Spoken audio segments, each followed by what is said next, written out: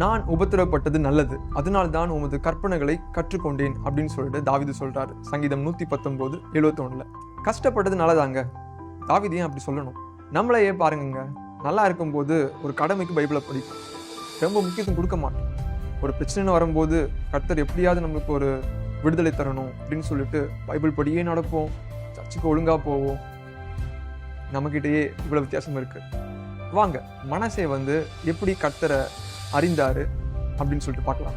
Voice of our Lord.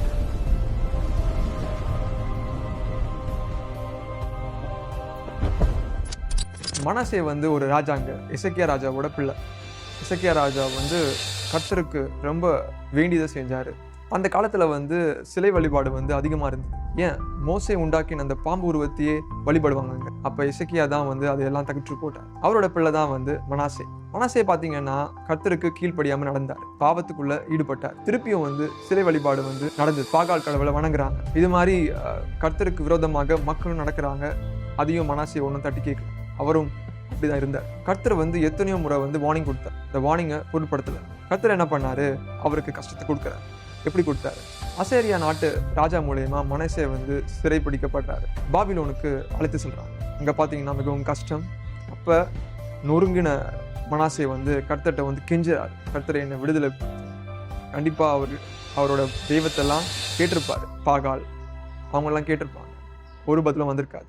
கடைசியில அவங்க அப்பா எசேக்கியாவோட ஞாபகம் வந்திருக்கும். அவர் வழிபட்ட கர்த்தரை அவர் தேட ஆரம்பிக்கிறாரு. நம்ம கர்த்தர்கிட்ட அவர் கெஞ்சுறாரு, கேட்கிறாரு.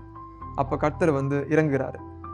சும்மா இறங்கலங்க, அவர் தன்னை தாழ்த்தினார். அவருடைய பாவத்தை எல்லாம் ஒப்பு கொடுத்தார். அப்புறம் தான் இறங்கினார். இறங்கின பின்பாடு அவர் பழைய நிலைமைக்கு அவர் கொண்டு வரப்பட்டார். நல்லபடியா ஆட்சி நடத்தினாரு. பழைய பாவத்திலிருந்து தன்னை மாற்றினார். சிலை வழிபாடை முற்றிலுமாக அகற்றினார். இதுதாங்க கர்த்தர் சொல்லி பார்த்தாரு, கேட்கல.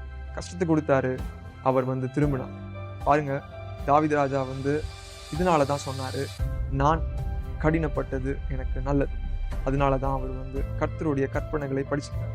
நம்மளுக்கு ஒரு உபத்திரம் வருதா, நீங்க பொறுமையா இருங்க. கர்த்தர் இந்த உபத்திரன் வழியாக நம்மள்ட்ட என்ன பேசுறாரு கவனிங்க. அவர் நீங்க எப்படி நடக்க வேண்டும்னு சொல்லிட்டு ஆசைப்படுறாரோ அது மாதிரி நடங்க. கர்த்தர் உங்கள் உபத்திரவத்தை மாற்றுவார். Praise the Lord.